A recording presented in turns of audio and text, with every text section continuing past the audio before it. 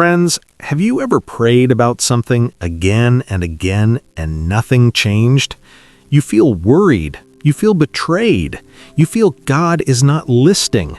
Not because you didn't mean it, not because you didn't try, but because the struggle was still there. The thoughts, the urges, the pattern seems more painful. You prayed. You asked God to take it away. You promised you'd do better. And for a moment, it felt like things would change. But then, it came back. And slowly, a question starts forming in your mind. Why is this still happening to me, even though I'm praying? And if you're honest, that question can turn into frustration, because no one tells you what to do when prayer doesn't seem to work the way you expected. So you start to wonder, is something wrong with me? Is my faith not strong enough? Is God not listening? Or worse, does God even care about this struggle? But here's the truth most people won't tell you. Prayer is not failing. God is not ignoring you, and you are not alone in this. What you're experiencing is deeper than just behavior, because lust is not just a habit. It's a pattern tied to your mind, your desires, your environment, and your heart. And if you don't understand what God is actually doing in the middle of this struggle, you will keep repeating the same cycle. Pray, try, fall, feel guilty, repeat. But God is not trying to shame you out of this. He's trying to transform you through it. Before we go deeper, let me pause for a moment.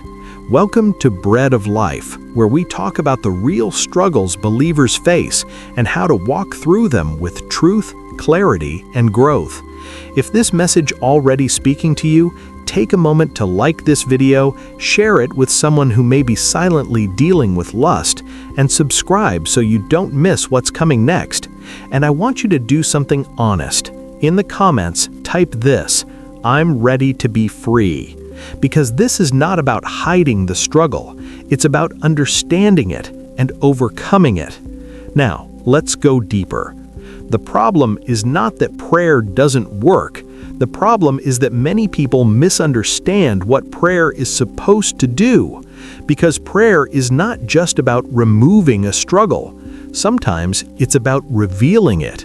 And in the next segment, we're going to break down why prayer alone doesn't automatically stop lust and what God is actually doing beneath the surface. My friends in the Lord, here is where everything begins to shift. Prayer was never meant to be a quick escape from struggle. It was meant to be a place of exposure. That's why when you pray about lust, sometimes it feels like it gets stronger, not weaker. Not because God is ignoring you, but because He is bringing it to the surface. Because what is hidden cannot be healed, and what is covered cannot be transformed. The Bible says in Psalm 139, 23 through 24, "Search me, God, and know my heart. See if there is any offensive way in me." That's not a comfortable prayer. That's a revealing one. Because when you truly invite God into your struggle, He doesn't just remove the behavior, He begins to show you the root. And that's where most people struggle, because they want the feeling gone, but they don't want to face what's feeding it. Lust is rarely just about desire. It's often connected to something deeper: loneliness, boredom, emotional emptiness, uncontrolled thoughts, habits built over time, and sometimes even wounds you've never addressed. So when you pray, God doesn't always respond by instantly removing the urge. Instead, He starts exposing the pattern. He shows you when it happens, why it happens, what triggers it. And that awareness can feel uncomfortable, because now you can't ignore it. You see it clearly. And this is where many people quit, because exposure feels like failure. But it's actually the beginning of freedom. God is not trying to embarrass you, He is trying to free you. Because you cannot break what you don't understand, and you cannot change what you refuse to see. So when you pray and the struggle becomes more visible, don't panic. Don't assume nothing is working. That is God inviting you deeper, not just into prayer, but into transformation. And in the next segment, we're going to talk about the real reason many people stay stuck, even when they're praying, and what has to change if you actually want freedom. My friend, here's the part most people don't want to hear, but it's the part that sets you free. Prayer alone won't break a pattern if your environment keeps feeding it. Let that sink in, take breath in, and pay more attention. Because many people are praying for freedom while staying connected to the very things that keep them bound. You pray at night, but scroll through things that trigger you during the day. You ask God for strength, but keep habits that weaken you. You want change, but nothing around you changes. And this is where the cycle continues. Not because God isn't working, but because you're not removing what's working against you. The Bible says in Romans 13:14, "Make no provision for the flesh to gratify its desires." That's strong. It doesn't say try your best. It says make no provision. That means don't create space for it. Don't feed it. Don't give it access. Because lust doesn't just appear out of nowhere. It grows where it is fed. Through what you watch, through what you listen to, through what you allow your mind to sit on. And here's the truth. You can't pray away something you keep practicing. That's not condemnation. That's clarity. Because God is not just calling you to pray differently, He's calling you to live differently, to remove access, to set boundaries, to change patterns, to be intentional about what you allow into your mind. Because transformation is not just spiritual, it's practical, it's daily, it's choices. And this is where many people miss it. They want God to do everything while they stay the same. But freedom is a partnership.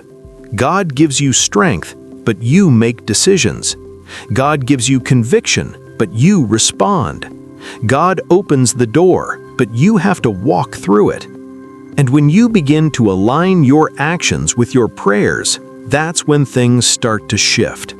Because now you're not just asking for change, you're moving toward it.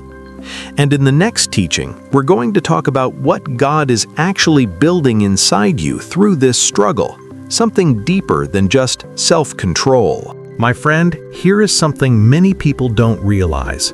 God is not just trying to remove lust from your life. He is building something deeper within you. Because if God only removed the struggle, but didn't change your heart, your thinking, and your patterns, the same cycle would return in a different form.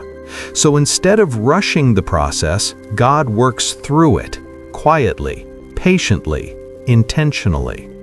The Bible says in Galatians 5:16, "Walk by the Spirit, and you will not gratify the desires of the flesh." Notice the order. It doesn't say fight harder. It says walk differently. Because freedom is not just about resisting something, it's about replacing it. Replacing what feeds the flesh with what strengthens your spirit. And that takes time. It takes consistency. It learns how to redirect your thoughts, your focus, and your energy. Because lust often grows in empty spaces, idle moments, unfocused time, uncontrolled thinking. But when your life begins to fill with purpose, with discipline, with direction, something begins to shift. You're not just trying to avoid sin, you're building a life that no longer makes space for it. And that's what God is forming in you. Not just restraint, but transformation. Not just control, but clarity. Not just temporary strength, but lasting change.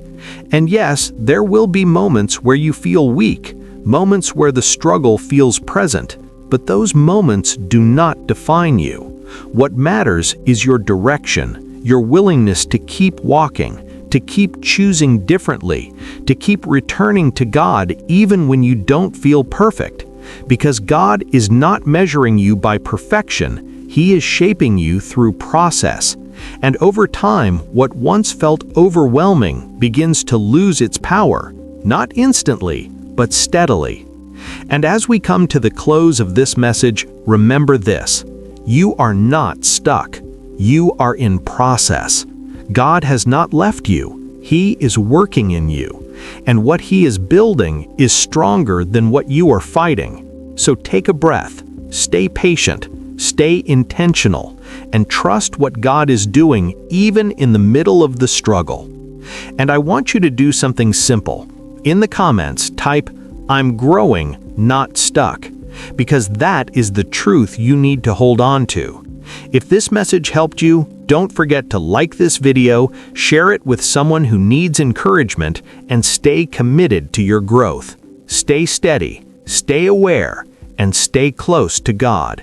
He, the way, the truth, and life.